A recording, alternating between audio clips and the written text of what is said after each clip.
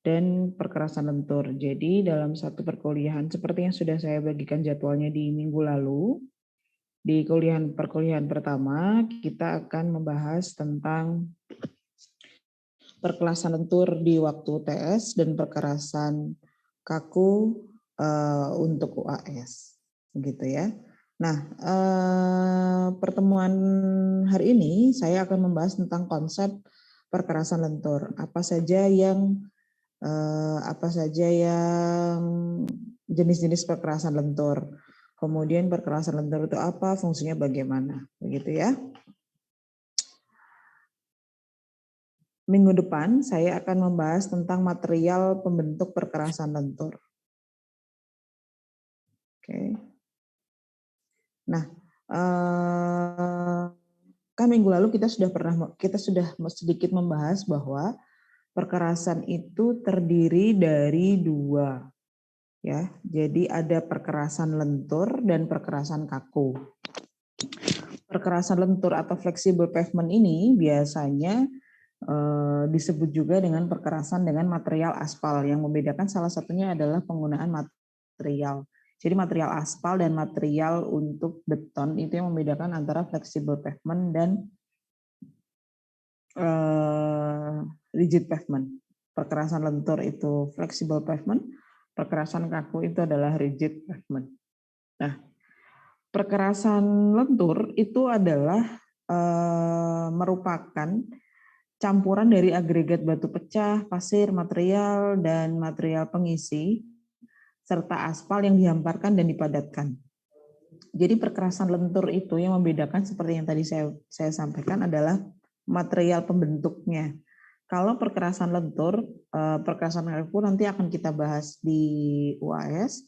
Kalau perkerasan lentur itu merupakan campuran agregat, ada batu pecah dengan ukuran-ukuran tertentu. Batu pecah itu kan ada ukuran-ukurannya. Kemudian ada yang lolos saringan untuk kebutuhan perancangan perkerasan yang difungsikan untuk apa saja gitu. Nah, yang kedua, konsep dasar dalam perancangan perkerasan lentur yaitu konsep dengan menghamparkan lapisan-lapisan tersebut, lapisan-lapisan agregatnya, material pengisi aspal untuk menerima beban yang didistribusikan. Nah, perancangan perkerasan lentur ini juga didasarkan dari kombinasi teori elastis dan peregangan. Makanya ini ada di semester 6. Teori elastis itu juga ada di fisika kalian gitu ya. Jadi ada teori elastis dan peregangan yang akan sebagai prinsip utama dalam perencanaan atau perancangan perkerasan lentur. Nah, fungsi perkerasan lentur ini biasanya digunakan di jalan arteri yang permukaan jalannya baik atau blacktop. Nah, blacktop itu apa? Kalian pernah tahu ya di jalan tol itu ada beberapa lapisan yang diberikan jalur aspal. Jadi ada track coat-nya itu dilapisi dengan aspal untuk menambahkan gesekan pada ban sehingga kecepatannya dan cuaca panas, karena kan kalau beton panas itu kan memuai menyerap, dia tidak bisa menyerap panas beton tersebut, akhirnya menjadi pantulan cahaya. Nah, maka beberapa jalan tol itu diberikan lapisan aspal di atasnya, walaupun di bawahnya itu adalah lapis perkerasan kaku, tapi di atas itu biasanya dikasih track coat, lapisan untuk aspal, supaya lebih kepada faktor kenyamanan. Nah, yang kedua, jalan perkotaan dengan volume kendaraan. Jadi disesuaikan antara kebutuhan perkerasan ini untuk jalan perkotaan dengan syarat-syarat tertentu. Jadi jalan perkotaan dengan volume kendaraan sedang, LHR, lalu lintas harian rata-ratanya. Jadi seluruh kendaraan yang melewati totalnya dengan lalu lintas harian rata-rata itu 2.000 sampai 6.000 kendaraan roda 4. Ya, dan ke bawah dan tidak dilalui kendaraan niaga. Kendaraan niaga itu artinya adalah truk, kemudian jadi kendaraan-kendaraan yang mengangkut barang-barang yang bisa diperjualbelikan. Contohnya sembako, minyak, gitu-gitu ya. Dan yang ketiga itu adalah untuk daerah yang anggaran pembangunan jalannya tidak terlalu tinggi. Kenapa? Karena perkerasan lentur secara anggaran itu jauh lebih hemat, jauh lebih terjangkau daripada perkerasan kaku. Nanti di akhir kita akan membahas perbedaannya. Nah, ini adalah struktur perkerasan lentur. Jadi perkerasan lentur itu terdiri dari tanah dasar, lapis pondasi bawah, pondasi atas, dan lapis permukaan. Ya, jadi ada surface, base course, subbase, dan subgrade. Urutannya itu ya. Tanah dasar yang diperbaiki, jadi kita ini biasanya disesuaikan, jadi ada perubahan bentuk tetap akibat sebuah kasus-kasus tertentu. Ada usaha-usaha perbaikan seperti stabilitas atau perbaikan tanah, kemudian penggunaan geosintetik.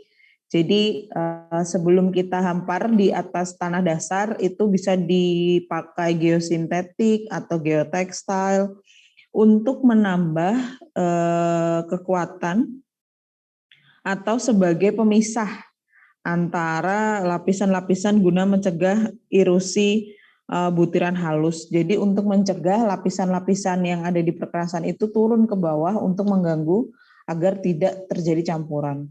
Nah, permasalahan tanah dasar itu tadi itu tadi salah satu langkah-langkahnya. Sementara permasalahan tanah dasar itu adalah perubahan bentuk tetap akibat beban lalu lintas, kemudian sifat pengembangan dan penyusutan akibat perubahan kadar air, dan daya dukung tanah yang tidak merata. Jadi daya dukung tanah ini kan berdasarkan kekuatan nilai CBR dan lain sebagainya itu. Nah, yang keempat itu adalah lendutan dan lendutan balik akibat beban lalu lintas. Jadi ada beban lalu lintas sehingga perkerasan tersebut melendut. Namun ada lendutan juga yang tidak berdasarkan beban lalu lintas. Jadi ada dua jenis lendutan. Ini adalah permasalahan untuk tanah dasar. Nah, yang kelima itu adalah tambahan pemadatan dan penurunan akibat beban lalu lintas. Jadi dalam kitab perencanaan, konsep perancangan perkerasan jalan itu kan kita memprediksi pertumbuhan lalu lintas. Mulai dari umur rencana dan lain sebagainya, itu nanti akan masuk ke faktor perancangan. Ketika pertumbuhan lalu lintas ini terlalu lebih besar daripada yang dirancangkan, maka jalan tersebut bisa terjadi penurunan, maka harus dilakukan pemadatan. Nah, tadi sesuai dengan lapisan yang ada di yang ada di lapis-lapis tadi, ada subgrade, kemudian apa lagi tadi? Ada yang bisa menjawab? Lapis pondasi apa? Lapis perkerasan apa aja? Ada base, subgrade, subbase grade, habis itu yang paling bawahnya itu compact. Kurang tahu sih, Bu. Tadi itu juga yang saya ingat. Nggak ada, saya nggak nyebut compact. Bu, boleh saya, Bu? Silahkan, Vicky. Ada lapisan permukaan atau surface course, ada lapis pondasi, base course, ada lapis pondasi bawah, subbase course, ada lapis tanah dasar yang diperbaiki atau compacted subgrade. Iya, jadi ada subgrade, kemudian ada lapis pondasi, gitu-gitu ya. Nah, sekarang saya akan membahas tentang lapis permukaan. Diingat-ingat apa yang tadi saya sampaikan. Saya bukan kaset rusak yang hanya dilihat terus kalian sambil kemana-mana. Kaset yang berbicara cara. Jadi tolong diperhatikan. Lapis permukaan kita membahas dulu untuk lapisan paling atas, yaitu lapis permukaan. Lapis permukaan itu merupakan lapisan paling atas dari perkerasan lentur yang terletak di atas lapis pondasi. Itu adalah lapis permukaan. Jadi lapis permukaan merupakan lapisan paling atas dari perkerasan lentur yang terletak di atas lapis pondasi. Itu adalah definisi dari lapis permukaan atau subsurface. Nah, lapis permukaan atau surface itu juga bisa terdiri dari banyak lapisan. Jadi tidak langsung aspal saja. Lapis permukaan itu terdiri dari lapis aus atau wearing course dan lapis pengikat atau binder course yang kita sebut biasanya ACWC singkatannya. ACWC itu adalah aspal concrete wearing course. Ya, itu ACWC, aspal concrete wearing course. Nah, lapis pengikatnya itu adalah binder course, itu adalah sama binder konkret untuk lapis pengikatnya. Nah, fungsinya apa sih lapis permukaan? Jadi ingat ya, lapis permukaan itu merupakan lapisan bagian paling atas dari perkerasan lentur yang terletak di atas lapis pondasi yang terdiri dari dua jenis, yaitu wearing course dan binder course. Ada dua jenis lapisannya. Nah, agar lapisan aus tetap awet, jadi aus itu wearing course itu, maka harus kedap air rata dan mempunyai kekesatan. Maka lapisan itu harus disusun dari campuran beraspal panas dan bergradasi padat. Jadi campuran yang dihampar itu agregatnya harus memenuhi syarat-syarat lolos saringan yang ditetapkan. Sehingga sifat dari lapis aus atau wearing course itu awet, kedap air, kemudian rata, kekesatannya juga baik, dan bergradasi padat. Oke. Nah, kalau lapis pengikat itu merupakan lapis transisi. Jadi tadi kan yang saya menyebutkan ada dua. Lapisan permukaan itu ada dua jenis, ada wearing course dan binder course. Oke. Nah, kalau lapisan pengikat itu merupakan lapisan transisi antara lapis pondasi, jadi lapis pondasi dan lapis aus. Setelah lapis pondasi, kan lapis pondasi itu adalah lapis pondasi bawah, lapis pondasi atas, kemudian kita ada namanya pengikat. Lapisan pengikat sebelum ada lapisan wearing course atau lapisan aus. Itu adalah lapis pengikat. Nah, lapis pengikat ini biasanya agregatnya lebih besar dengan kadar aspal yang lebih sedikit. Jadi campuran untuk lapis pengikat ini kadar aspalnya lebih sedikit namun agregatnya lebih besar. Berbeda dengan tadi yang lapis aus. Kalau lapis aus memiliki bergradasi padat, artinya material pembentuk aspal, campuran aspal itu memiliki gradasi yang kecil-kecil gitu, lebih kecil daripada lolos saringan lebih kecil daripada lapis pengikat, gitu ya. Nah, fungsinya itu sebagai bahan perkerasan untuk menahan beban roda. Jadi lapis permukaan ini nanti akan kita bahas ya. Fungsi lapis permukaan ini untuk menahan beban roda dan mendistribusikan sekaligus mengurangi tegangan pada lapisan bawah struktur jalan. Jadi kalau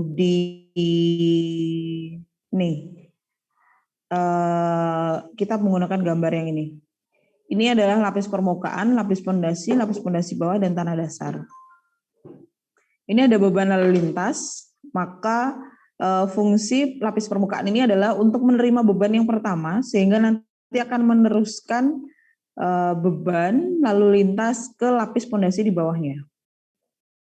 Oke, itu adalah sebagai bahan perkerasan untuk menahan beban roda. Jadi dia yang pertama menerima lapis permukaan ini, yang pertama menerima beban roda dan mendistribusikannya untuk mengurangi tegangan di bawah struktur jalan. Di bawah struktur jalan itu artinya di bawah permukaan, di bawah subgrade, ya. Kemudian tadi sebagai lapisan kedap air, musuh terbesar dari aspal itu adalah air. Itu nanti akan kita bahas minggu depan tentang material dan lain sebagainya, jenis aspal dan aspal itu apa saja. Musuh utama aspal itu adalah air. Maka lapisan-lapisannya banyak sebagai lapisan untuk kedap air untuk melindungi badan jalan dari kerusakan akibat cuaca. Karena negara kita merupakan negara tropis. Oke.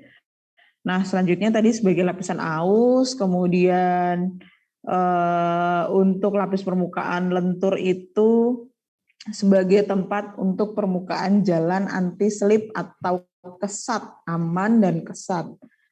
Dan yang terakhir adalah fungsi lapis permukaan ini untuk menyediakan permukaan yang baik dan rata, sehingga nyaman untuk dilalui.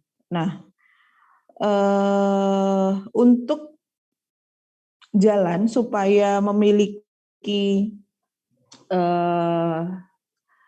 fungsi memberikan keamanan, kenyamanan, maka jalan tersebut harus memiliki memiliki syarat, ya, memiliki syarat-syarat apa saja yang harus dipenuhi. Yaitu yang pertama memiliki kekesatan atau tahan terhadap gelincir tadi ya. Jadi supaya perkerasan jalan kita yang kita rancang itu memiliki kekesatan. Kekesatan tadi syaratnya adalah pada lapisan aus harus memiliki gradasi yang padat materialnya. Kemudian yang kedua mampu menahan deformasi beban kendaraan dan deformasi permanen. Deformasi itu adalah salah satu kerusakan beban, kerusakan struktur yang diterima oleh perkerasan. Kemudian yang terakhir adalah mencegah masuknya air ke dalam struktur perkerasan. Itu merupakan syarat dari lapis permukaan untuk agar rata maka memenuhi syarat tadi gitu. Jadi dalam kita merancang perkerasan harus memenuhi 3 syarat tadi. Anti slip, kemudian tahan untuk bisa mampu menahan beban, intinya itu ya konsepnya. Kemudian yang ketiga adalah mampu mencegah masuknya air ke dalam struktur perkerasan. Oke. Kemudian selanjutnya saya akan menjelaskan masih lanjutannya lapis permukaan aspal, yaitu perkerasan lentur itu secara tipikal ada lapisan-lapisannya lagi. Kayak tadi secara umum itu kan lapisannya ada 2, ada lapisan aus dan lapisan binder ya. Nah, namun di detailnya lagi lapis perkerasan atau lapis permukaan itu terbagi menjadi 3, yaitu paling atas seal coat, kemudian lapis aus atau wearing course, dan lapis pengikat atau binder course. Jadi ada 3. Tadi kan saya sebutkannya baru 2, yaitu lapis aus dan lapis pengikat. Urutannya adalah di lapis permukaan paling atas itu adalah seal coat. Seal coat itu merupakan suatu tipe perawat permukaan. Jadi biasanya itu disemprotkan di atas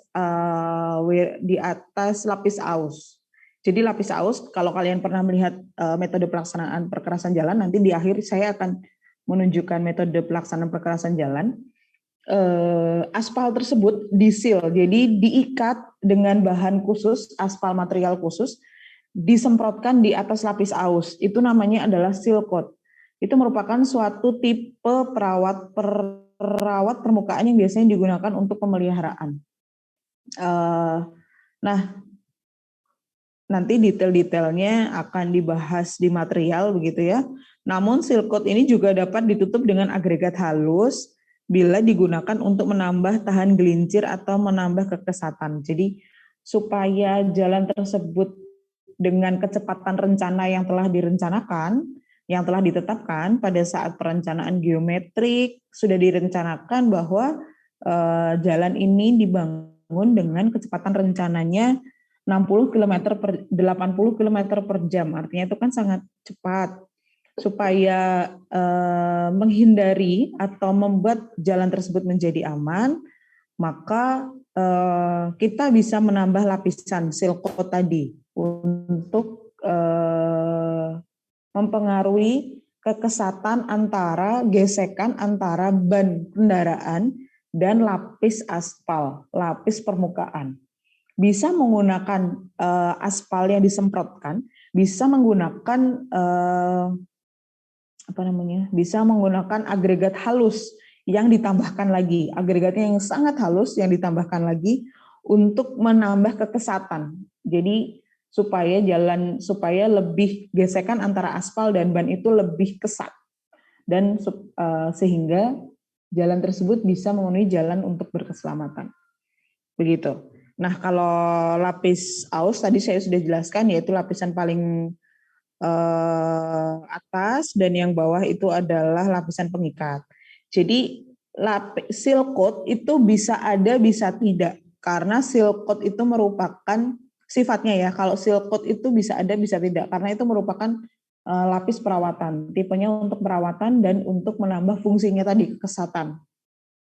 Ya, nah itu di atas lapis aus dan lapis di bawah lapis aus itu adalah lapis pengikat. Oke, kalau lapis aus itu adalah lapisan berupa beton aspal yang bergradasi padat. Jadi beton aspal, laston, beton aspal, istilahnya itu laston, beton aspal. Namanya kan ACWC. Singkatannya kalau di lapangan tuh ACWC, aspal concrete wearing course.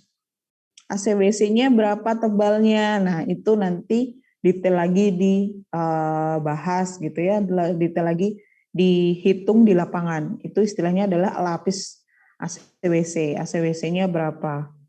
Nah, kalau lapis pengikat atau binder course atau juga kita bisa sebut dengan lapis pondasi untuk campuran aspal panas yang diletakkan tepat di bawah lapisan aus.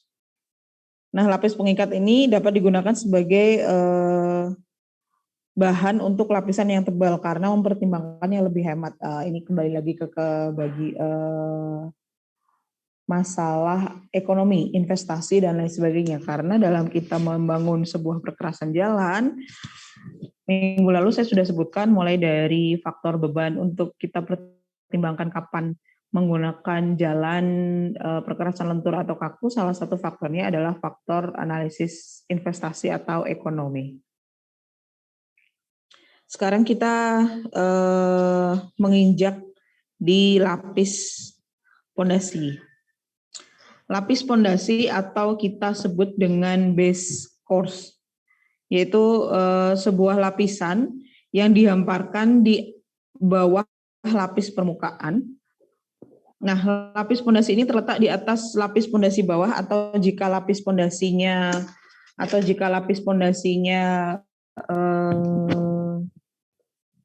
tidak digunakan, jadi kalau tidak lapis pondasi lapis pondasi terletak di atas lapis pondasi bawah atau jika lapis pondasi bawah ini tidak digunakan. Gitu ya. Maka material untuk penyusun lapis pondasi itu materialnya ada agregat seperti batu pecah, sirtu, kemudian terak pecah. Terak itu sebuah limbah gitu ya. Jadi bisa alternatif materialnya tuh bisa begitu. Agregat bentuknya atau campuran-campuran material. Bisa salah satunya atau bisa merupakan campuran tergantung perhitungannya. Oke, mulai dari batu pecah, Biasanya yang biasa dipakai itu adalah sirtu untuk jalan-jalan dengan LHR yang kurang dari 4.000 kendaraan, itu biasanya pakainya sirtu. Jadi dilihat fungsinya untuk bebannya, menerima beban kendaraan apa saja. Nah, lapis pondasi dan untuk perkerasan lentur ini mempunyai proporsi ketebalan yang lebih besar daripada lapis permukaan. Jadi kan ada lapis permukaan, lapis pondasi bawah, dan tanah dasar. Nah, lapis pondasi dan lapis pondasi bawah itu mempunyai tebal lapisannya lebih besar daripada lapis permukaan. Ya, karena kenapa begitu? Karena dibutuhkan untuk mendistribusikan tegangan. Jadi ada tegangan yang harus didistribusikan, adanya beban kendaraan yang melewati di atasnya. Maka untuk mendistribusikan tegangan itu digunakan lapis pondasi bawah dan lapis pondasi atas ini lebih tebal daripada lapis permukaan. Salah satunya begitu. Nah, kemudian dalam sistem lapis perkerasan, jadi di sebuah lapis perkerasan, fungsi dalam lapis pondasi itu berperan untuk meningkatkan sistem perkerasan dan ketahanan terhadap kelelahan atau fatigue. Kelelahan struktur atau fatigue di struktur, ilmu fatigue di struktur. Kita tidak membahas secara detail, cuman kalian bisa tahu bahwa perkerasan itu juga untuk melakukan sistem kekuatan dan ketahanan terhadap kelelahan atau fatigue dari struktur yang diterima akibat beban lalu lintas yang melewatinya. Kemudian adalah sebagai pembentuk lapisan yang lebih tebal, sehingga beban perkerasan yang menekan ke tanah dasar menjadi lebih menyebar. Jadi kan tadi ini lapis permukaan, lapis pondasi dan pondasi atas dan pondasi bawah ini harus lebih tebal daripada lapis permukaan. Supaya apa? Untuk menyebar beban kendaraan itu jauh lebih luas karena posisinya lebih lebar daripada lapis permukaan. Gitu ya.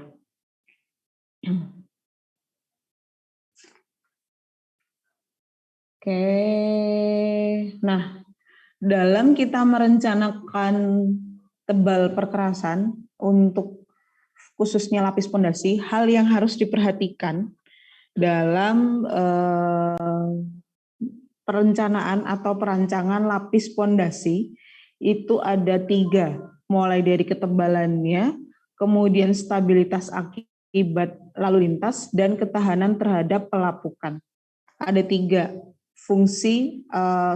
ada 3 faktor yang harus kita perhatikan dalam perencanaan untuk lapis pondasi, karena dalam kita merancang perkerasan itu kita merancangnya per lapis. Kita seperti membuat kue lapis. Kue lapis itu kan kita menghitung per lapis tebalnya berapa. Bedanya kalau di kue lapis itu tebalnya sama, kalau di perkerasan tebalnya berbeda. Nah, untuk lapis pondasi yang paling kita perhatikan itu adalah pertama ketebalannya, kedua adalah stabilitas akibat beban lalu lintas, dan yang ketiga adalah ketahanan terhadap pelapukan. Sifat dari material atau agregat pembentuk itu dalam kita akibat cuaca dan kondisi gempa dan lain sebagainya, itu ada tebal perkerasan itu gitu, tebal di lapis pondasi, jadi mempengaruhi itu. Oke. Nah, sekarang kita menginjak ke lapis pondasi bawah. Oke, kalau tadi kita sudah di permukaan, kemudian lapis pondasi atas, lapis pondasi bawah, lapis pondasi dan tanah dasar. Tadi tanah dasar kan permasalahannya sudah dijelaskan ya detailnya. Hubungannya itu dengan CBR. Kalau kalian sudah mempelajari CBR kan, jadi tanah dasar itu sangat dipengaruhi oleh CBR di daerah yang akan kita bangun perkerasannya.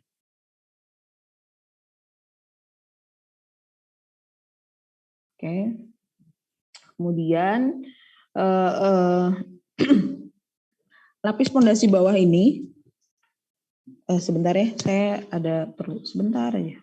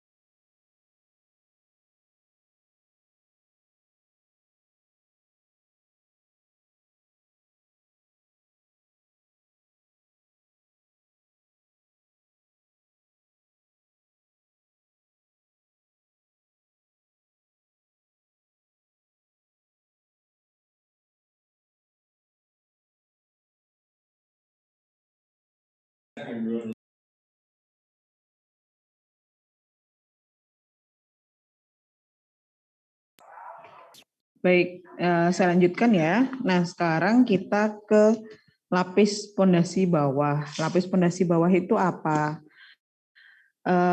Maksud dari lapis pondasi bawah, jadi tujuan adanya penggunaan lapis pondasi bawah ini untuk membentuk lapisan perkerasan yang relatif cukup tebal.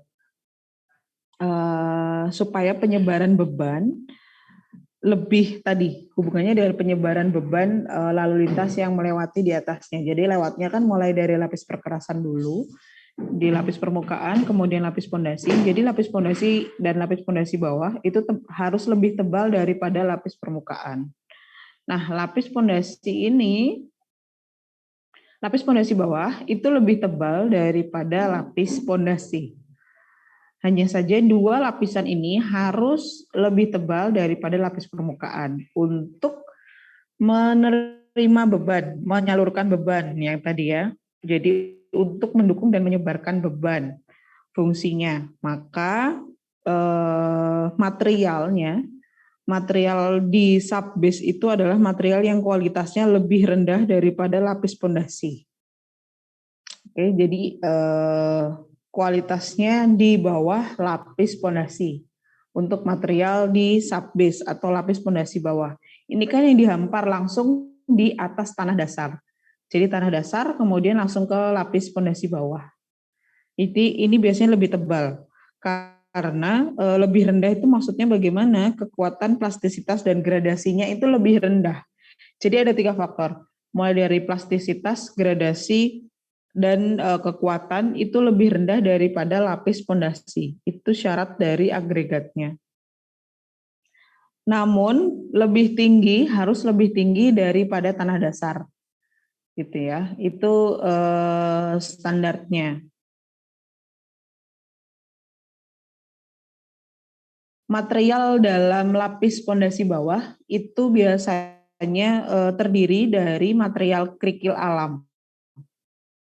Jadi itu biasanya kerikil alam atau batu pecah yang lebih stabil dan awet gitu.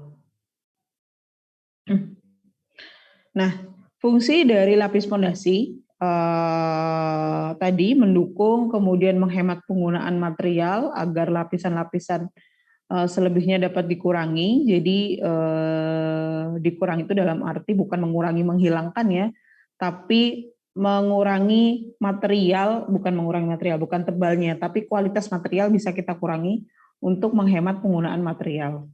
Kemudian mencegah tanah dasar masuk ke dalam lapis pondasi. Jadi tanah dasar, kemudian lapis pondasi bawah, itu untuk mencegah tanah dasar masuk ke dalam lapis pondasi. Kemudian yang keempat adalah sebagai lapis pertama agar pelaksanaan jalan dapat lancar, gitu. Kemudian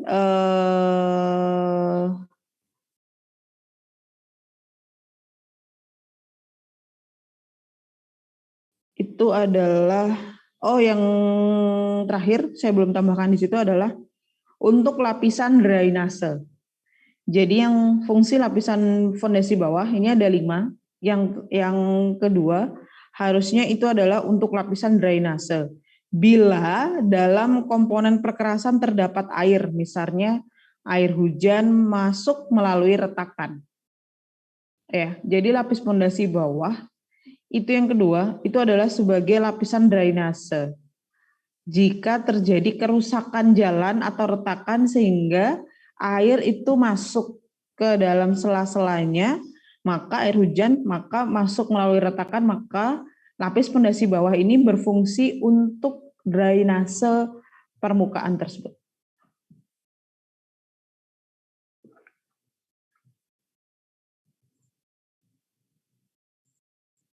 Nah,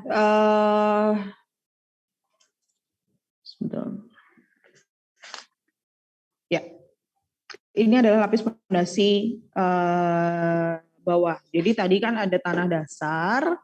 Kalau dari struktur perkerasan, lapisan-lapisannya itu ada permukaan, surface, kemudian lapis pondasi atau base, kemudian subbase dan subgrade atau tanah dasar.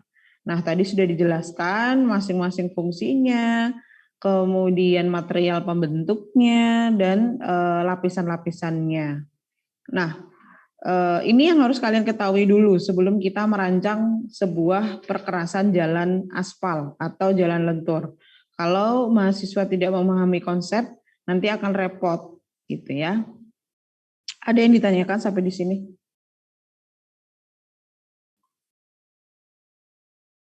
Tidak ada? Saya lanjut ya. Oke.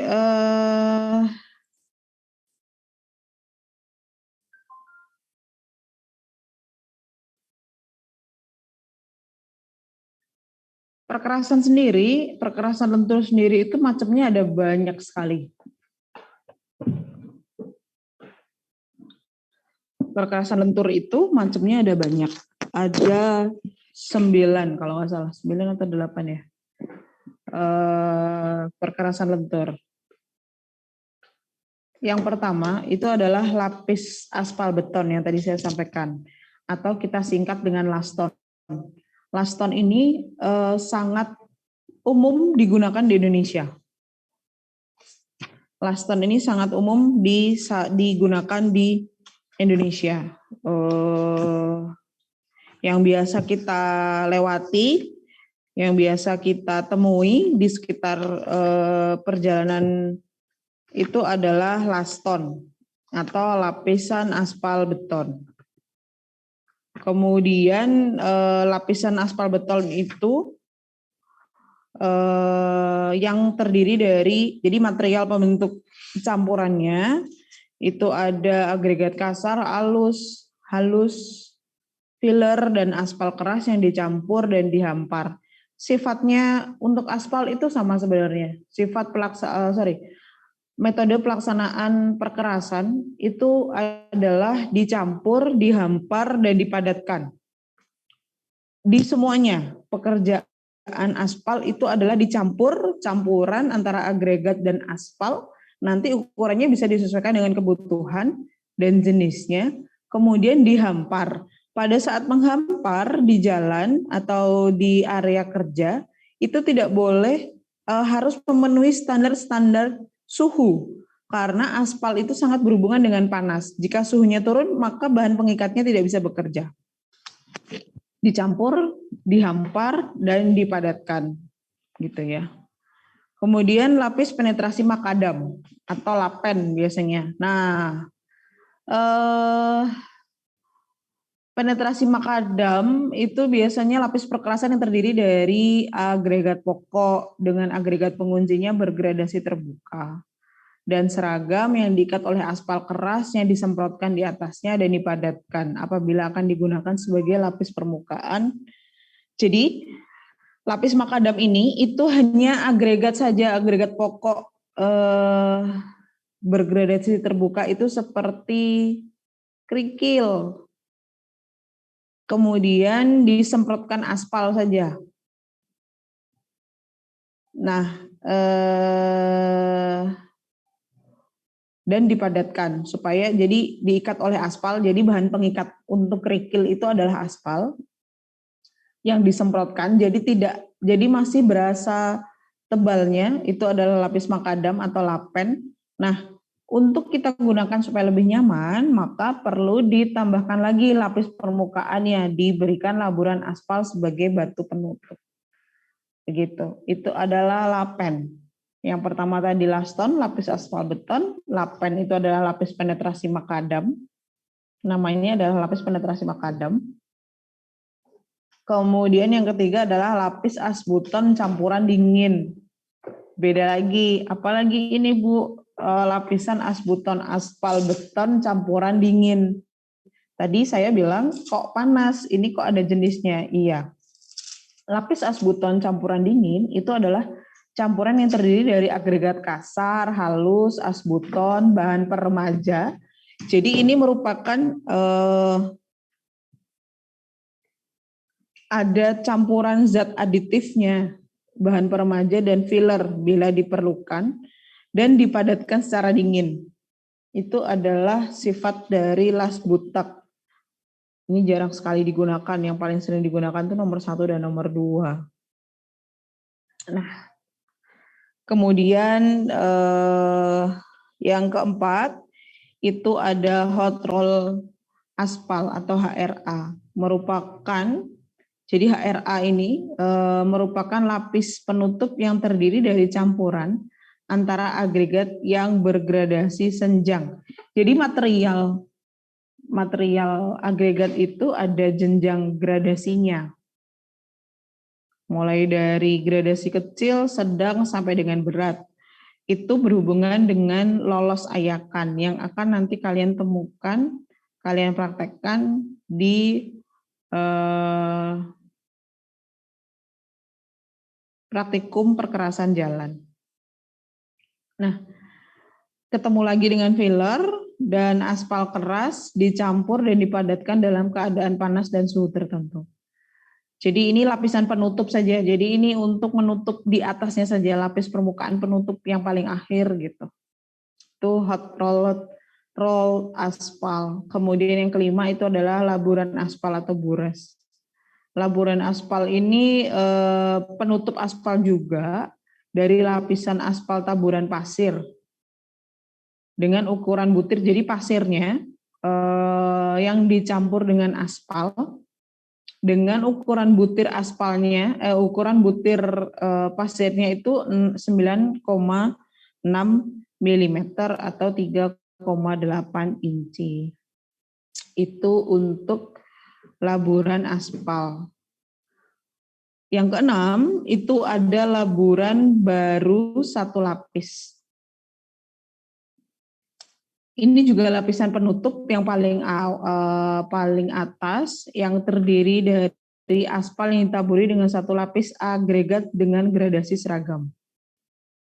Ya, nah dengan tebalnya 20 mm.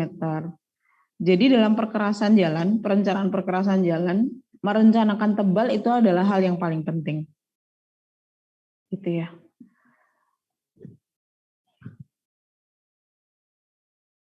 Yang ketujuh itu ada laburan batu dua lapis atau burda, yaitu lapis penutup yang terdiri dari lapisan aspal ditaburi agregat yang dikerjakan 2 kali secara berurutan. Jadi lapis pertama, kemudian lapis kedua. Jadi 2 kali. 2 kali itu tebal maksimalnya itu adalah 25 mm. Itu adalah laburan batu 2 lapis atau burda. Jadi memang secara namanya aja 2 lapis ya.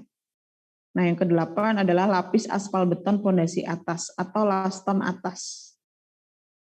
Pondasi perkerasan ini mirip dengan laston, namun agregat dan aspalnya ini memiliki perbandingan tertentu dan letaknya paling atas. Seperti tadi ada wearing course, ada binder course. Nah ini di atasnya wearing course atau bisa sebagai wearing course. Ya, dan lapis beton pondasi bawah atau laston bawah. Tadi ada laston saja. Semua itu tergantung dari kondisi jalan yang akan dibangun. Tergantung daerah tempatnya, tergantung kondisi tanahnya, tergantung dari beban yang akan melewatinya, tergantung dari daerahnya. Artinya tidak semua daerah itu bisa mudah mendapatkan aspal, karena aspal merupakan salah satu sumber daya alam yang tidak dapat diperbaharui. Maka banyak sekali teknologi aspal yang dikembangkan. Ya, ada banyak sekali jenis-jenis aspal yang bisa digunakan dengan kualitas tertentu. Ini adalah contoh-contohnya saja. Tadi ya, penggunaannya itu bisa dipengaruhi oleh jenis kendaraannya, bebannya, kecepatan kendaraannya yang mempengaruhi daya gesekan. Kemudian daerah yang akan dibangun, kemudian fungsi jalannya, jalan arteri kah, jalan tol kah, kemudian kondisi tanah dasarnya, bagaimana ketika kita merancang sebuah perkerasan lentur, itu juga berpengaruh di kondisi tanahnya. Ya, mulai dari sampai ada lapis tipis aspal beton dan lapis tipis aspal pasir. Ada 11 ternyata, saya salah, tidak ada 9 tapi ada 11 macam-macam perkerasan lentur yang digunakan. Jadi lapis tipis aspal beton ini adalah lapisan penutup. Jadi lapisan penutup ini juga disesuaikan dengan anggaran kita, anggaran dalam perencanaan perkerasan. Ya, gitu. Dengan fungsi kurang lebih sama, tapi pertimbangannya tadi yang sudah saya sebutkan. Gitu. Oke. Sampai di sini ada yang ditanyakan? Nggak ada. Saya senang kalau kalian nggak nanya. Saya bertanya, Bu. Iya, silakan. Saya pernah menemukan lapisan perkerasan jalan lentur gitu, Bu. Dia kayak apa ya? permukaan itu nggak rata gitu Bu, sepertinya sih akibat beban gitu itu karena kenapa ya Bu? Kayak yang kalian temui itu namanya kerusakan jalan. Ya, oke, kerusakan jalan. Kerusakan jalan itu banyak sekali jenisnya.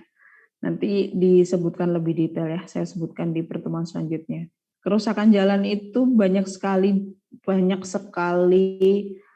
jenisnya. Salah satunya adalah jalan yang bergelombang akibat gesekan atau pengereman kendaraan pada saat siang hari. Sehingga aspal ini kan panas. Di siang hari aspal ini mempunyai sifat memuai. Pada saat dia memuai, kemudian dia dapat gerakan pengereman dari kendaraan, maka terdapat seperti gelombang. Itu adalah kerusakan jalan. Itulah mengapa ada jalan yang tidak rata. Padahal kalau jalan yang tadi kalau secara teknis, secara perencanaan jalan itu harus rata agar kenyamanan dan keselamatan pengguna jalan. Tapi kenapa jalan tersebut menjadi tidak rata? Itu adalah faktor kerusakan jalan. Pengukuran kerusakan jalan itu banyak, mulai dari faktor iri dan lain sebagainya gitu ya. Nah, secara konsep itu satu kerusakan jalan. Yang kedua, mungkin ada permasalahan di tanah dasar. Ya, jadi ada permasalahan di tanah dasar. Istilahnya adalah tanahnya bergerak, padahal bukan bergerak. Jadi adanya deformasi dari strukturnya. Kita cek maka jalan tersebut harus diperbaikinya. Dalam kerusakan jalan itu ada beberapa faktor yang kita lihat. Apakah lapis permukaan yang rusak atau memang lapis pondasinya yang rusak, mulai dari pondasi. Maka tadi ketika ada permasalahan pergerakan, adanya beban, adanya lendutan, maka dia akan menjadi jalannya tidak rata. Nah, kalau sudah ada lendutan, maka kita perbaikinya mulai dari lapisan tanah dasar. Di tanah dasar kita berikan geotextile atau steel atau apapun yang disesuaikan dengan kebutuhan. Itu ya, itu kenapa jalan tidak rata dan bergelombang. Terutama sifat dari aspal itu kan kalau kena panas dia memuai. Ketika ada beban berlebih dan melakukan pengereman, maka dia bisa mendapatkan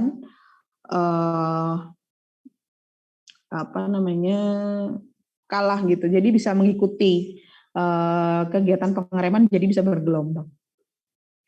Kurang lebih begitu gitu ya konsep dasarnya untuk perkerasan jalan. Oke. Ini kan kita selesai pukul 11 ya. Masih ada 45 menit. Kalian kerjakan latihan soalnya. Ini ada 3. Jadi